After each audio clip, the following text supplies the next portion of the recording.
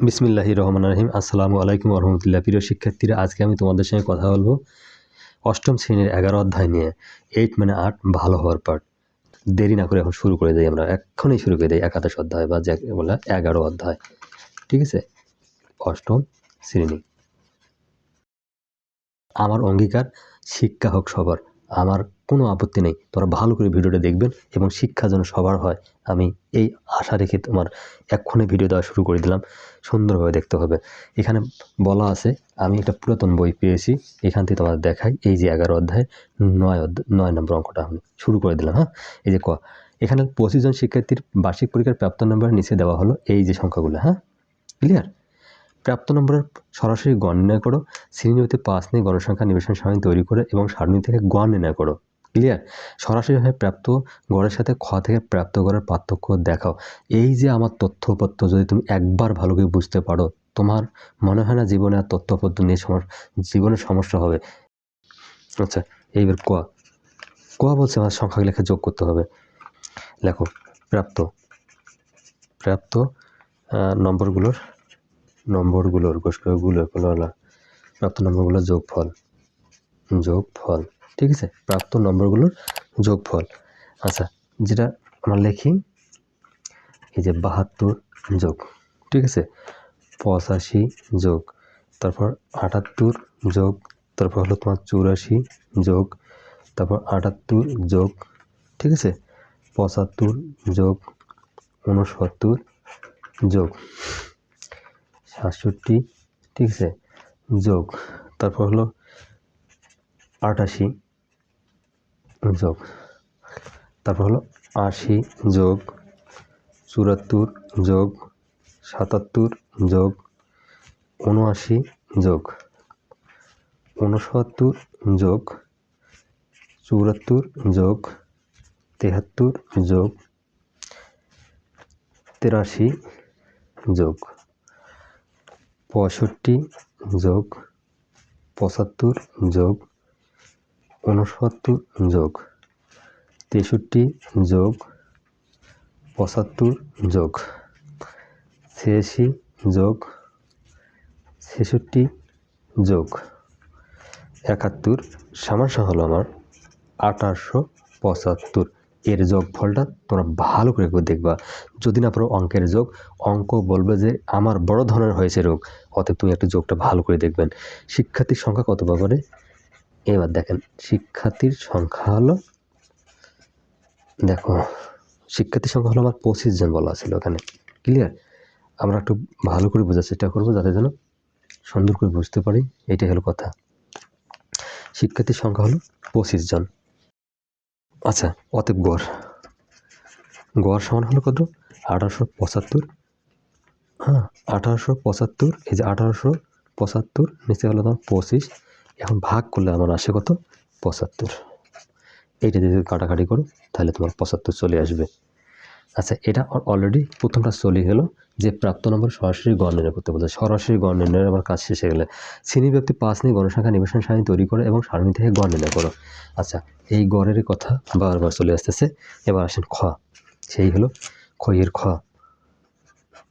খ কি বলছে আমরা একটু দেখি।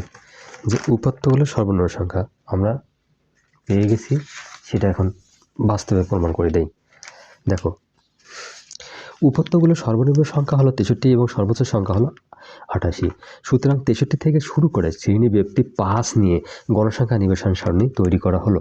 বলা ছিল শ্রেণীতে 5 নিয়ে গণসংখ্যা নিবেশন তারিখ তৈরি করে এবং সারণী থেকে গড় নির্ণয় করতে বলছে। আমার কথাগুলো খুব ভালো করে মনোযোগ দিয়ে শোনো, যাতে করে তোমরা ভালো করে বুঝতে পারবা। হ্যাঁ, এখানে বলা আছে উপাত্তগুলো সর্বনিম্ন সংখ্যা 63 এবং সর্বোচ্চ সংখ্যা হলো 88। সুতরাং 63 থেকে শুরু করে শ্রেণী ব্যক্তি 5 নিয়ে গণসংখ্যা নিবেশন সারণী তৈরি করা হলো।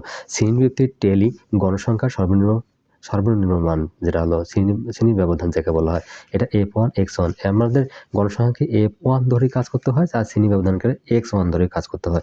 আমি কিন্তু তোমাদের বারবার বলে দিচ্ছি। আচ্ছা, তাহলে আসেন 63 থেকে 67। হ্যাঁ, এখানে সর্বনিম্ন সংখ্যা 63 ছিল। 63 থেকে 67, 63, 64, 65, 66, 67 5 ঘর, 68, 69, 70, 71, 72 5 ঘর।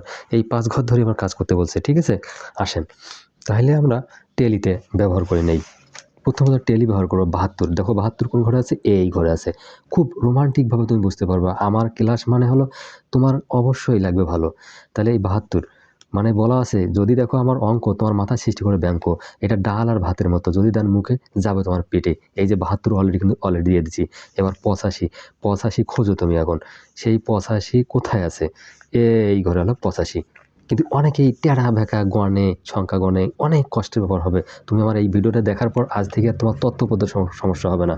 এবার হলো কত? 78। 78 হলো কি 7-8। 7-8 কোথায় গেল আমার? খুঁজে বার করি। এই ঘরে 7-8। তারপর 8-4। 8-4 করবো কোন ঘরে? এই ঘরে। তারপর হলো 7-8। 7-8 হলো কোন ঘরে দেখি? এই ঘরে। আবার কত? 7-5। 7-5 কোন ঘরে? এবার হলো তোমার এই 7-5। তারপর 6-9। 6 আর 9 কোন ঘরে আমরা দেখি? এই ঘরে, কারণ এই যে এখানে আছে। এবার 6-7।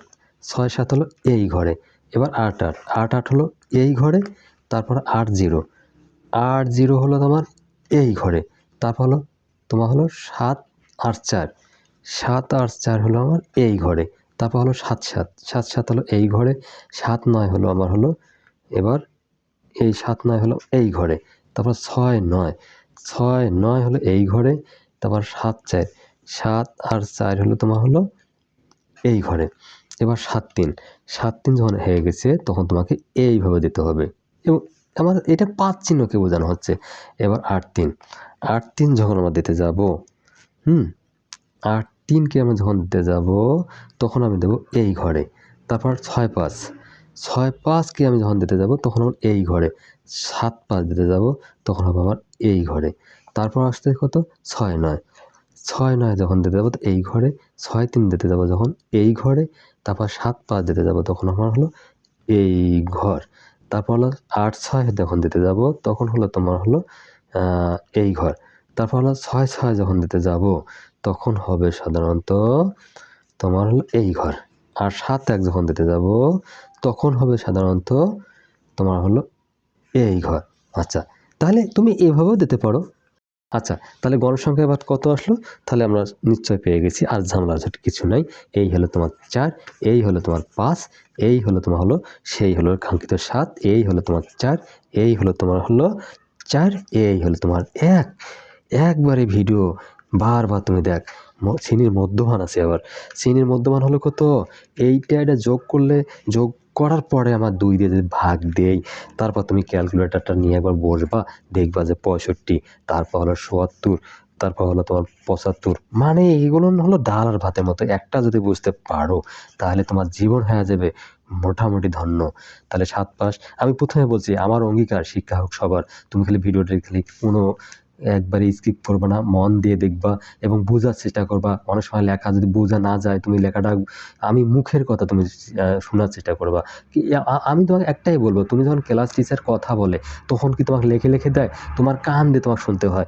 তোমার যদি কানটা দিয়ে ভালো কি না শোনো, তোমার জানেও তুমি বুঝতে পারবে না। তাহলে 8-0, হ্যাঁ। তারপর হলো 8-5 ক্লিয়ার। তারপর হলো 9-0 অঙ্কটা হলো তোমার জন্য। এবার সেই এন হলো নাম্বার। কত সংখ্যা দাঁড়াইলো? 25, ঠিক আছে।